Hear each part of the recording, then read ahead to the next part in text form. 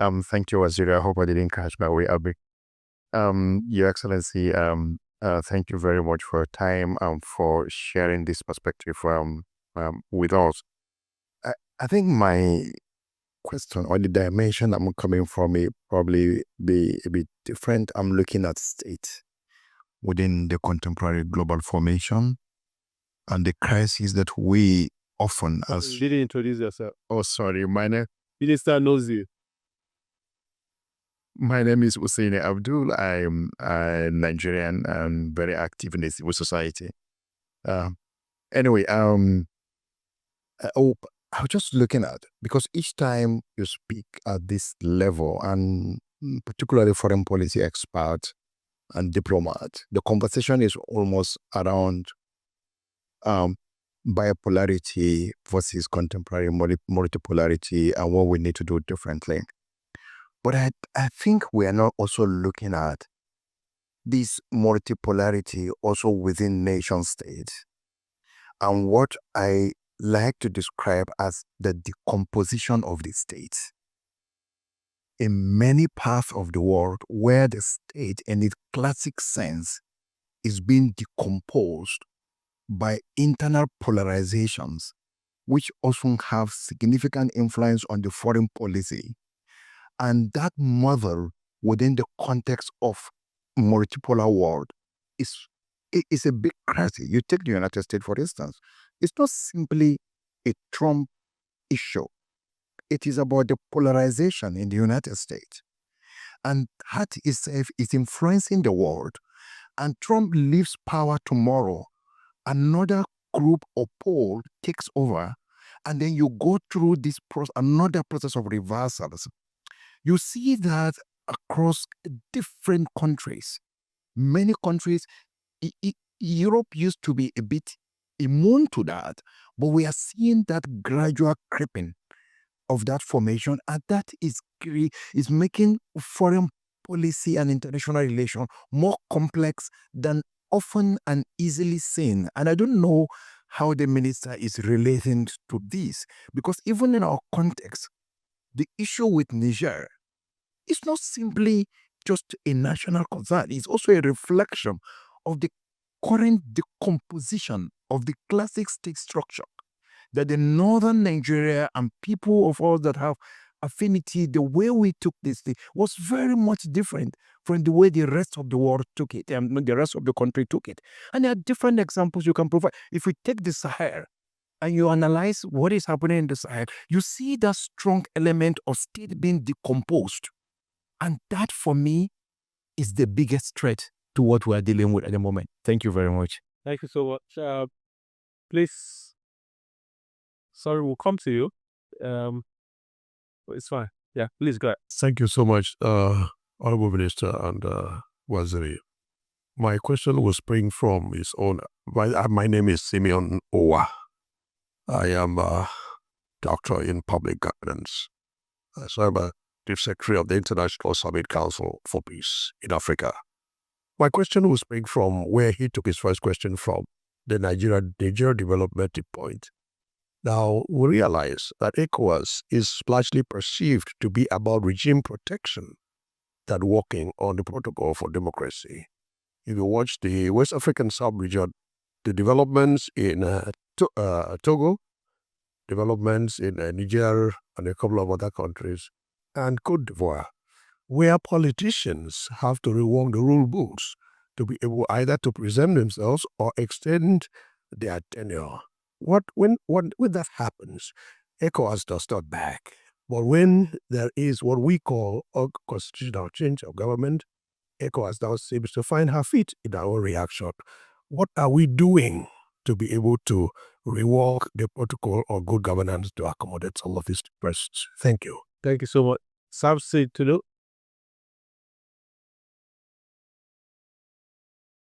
Thank you very much. I'm Samson Ituda. I work for YAG Africa. Congratulations, Honorable Minister, for the regional partnership for democracy.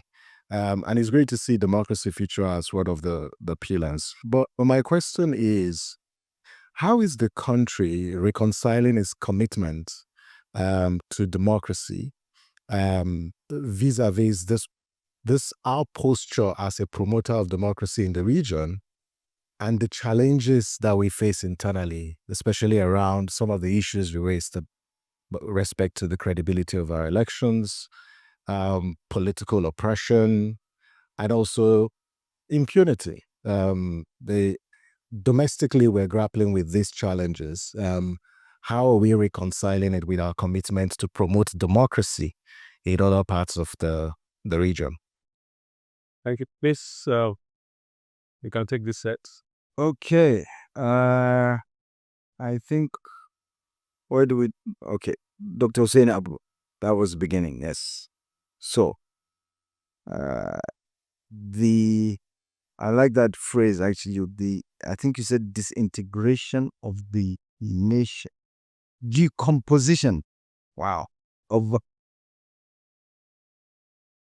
the modern state or nation states. Well, you're right. And I think it goes back to this issue about foreign policy being derived from domestic policy as well. So perhaps some of the challenges we're facing is because of I wouldn't call it decomposition, I would call it maybe the evolution of the nation states.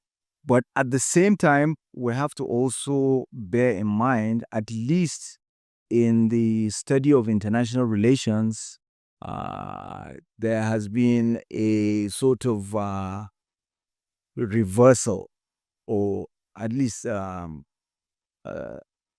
second thought about the disappearance or irrelevance altogether of the nation state, because the nation state has made a comeback.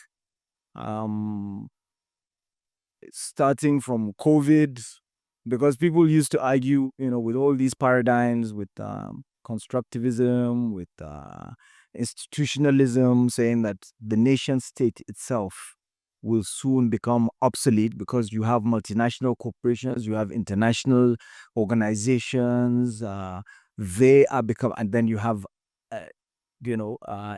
individual actors even. They are becoming more important than the nation state, and very soon the nation state will not be as relevant. But then we had COVID. That was a wake-up call, because then everybody retreated to their nation states boundaries and demarcations. Then we had vaccine apartheid. So if you don't come from a country, it doesn't matter how powerful the international organization is. Sorry, you're out.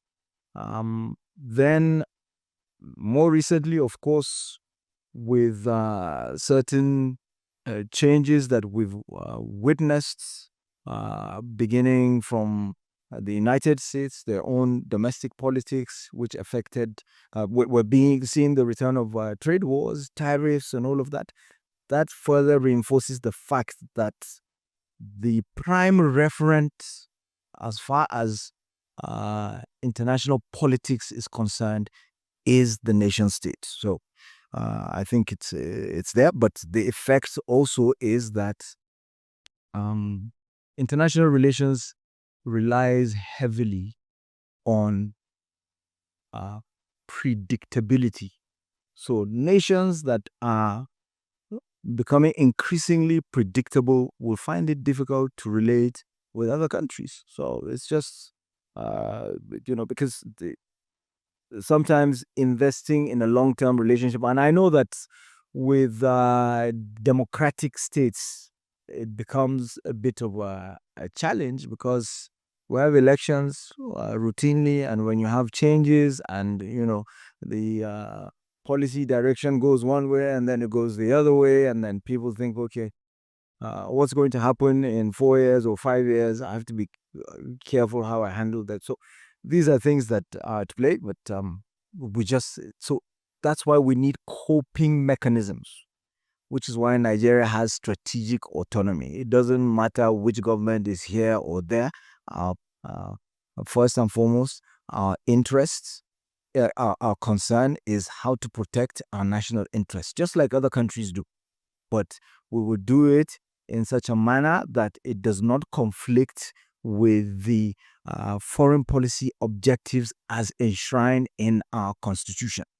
So we will abide by our commitments when it comes to treaties and agreements that we have with other countries. But for countries that change and do 180-degree turns in policy due to their own internal changes, we have to find a way to cope, and this is part of the coping mechanism. Then there is the issue of Niger, I think. So with Niger, I think you said something about even with Niger, northern Nigeria sort of support. I beg to differ, because you had loud voices like Professor Bolaji Akinyemi, he's not a northerner, came out and said, look, President Tinubu himself kept saying, look, majority of Nigerians are not for any military action. When people kept harping on the ECOWAS threat and all that, he kept saying that majority of Nigerians are not. 67, in fact, he was working with figures, with statistics. 67% of Nigerians, and I don't think it's just northerners. It's Nigeria as a whole. So it wasn't necessarily across sort of tribal or ethnic lines. It was just Nigeria. Nigeria is used to working closely with Niger, period. So Dr. Owa talked about ECOWAS and regime protection. Yeah, you're right. There's certain countries perhaps that pay closer attention to that, but that's why we are planning an ECOWAS summit of the future, because we need to interrogate all of these factors and decide as ECOWAS what do we want to do, how do we move forward.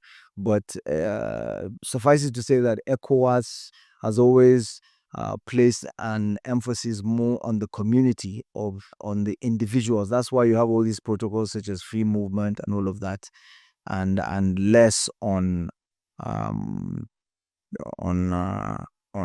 the governments per se. I know at some points, there seemed to be emphasis, and of course, all the countries signed on to this protocol on unconstitutional changes of government. So when we have rules, we're talking about rules-based order and guiding principles, we have to abide by them. But we have to sit down collectively and examine the situation and decide, okay, what do we really want to do? What do we want out of ECOWAS? But let's not throw away the baby with the bathwater. ECOWAS, when you talk about, for instance, the community levy, others are looking at our model saying we have to copy it. The self-funding mechanism of it's a novelty. The same way that we tend to thrash our federal character system and representation on that. And then I went to school abroad, and they were saying, let's look at the Nigerian model and how this is how you can resolve conflicts, and look at countries that are facing. So sometimes we don't appreciate what we have. Then Samson talked about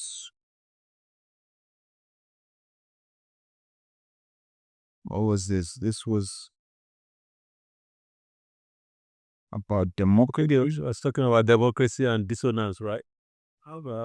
How we posture our democracy outside, but Yes. How do we reconcile our commitment and there's no conflict there.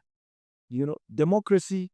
Remember what I was saying was, I was complaining about governance at the local level. As far as I'm concerned, our democracy, our democratic system, routine elections every 4 years to elect presidents, to elect governors, even state houses of assembly, elections supervised by INEC, we're not doing bad at all. In fact, part of the problem is the burden that the federal government has to bear by having to carry out interventions into local government. When you're talking about primary health care, primary health care, whatever, an organ that is supposed to be intervening, it's not the function of the federal government. Or in education, UBEC and all of that. These are all interventionist programs that are distracting federal government from its role. Now we have all these zonal interventionist programs. NEDC, Northeast Development Commission. We have Niger Delta Development Commission. We have North Central, South. This is not it. But you have to also appreciate the fact that the federal government itself is limited. It's constrained by the Constitution of the Federal Republic of Nigeria. It cannot violate the Constitution. And it says that as far as elections are concerned, at the local level, it's a state independent electoral commission that should. Honorable Minister, I don't think his question was about local governance, which is also another issue he's very passionate about. He's talking about our posturing outside in terms of them. But that's why I'm saying, yes, there's more inside. There's a lot of democratic reversal. Exactly. So that's why I'm saying the reversals or whatever it is we're confronted with is not so much to do with the federal government and federal elections. It's more to do with elections at the local level. State elections that are supervised by the states, the state independent electoral commissions. This is where we have an issue. So I don't think, because I do know that at the national level, it is so common to have elections. There's a winner, there's a loser, and the loser will not simply go home. I think it was President Erdogan that said part of our problem is that our political system was birthed during the struggle against colonialism. So opposition is simply always fighting to drag the entire system down. If I lose, if I don't get what I want, then scatter everything. So okay, I think it's a discussion that has to continue.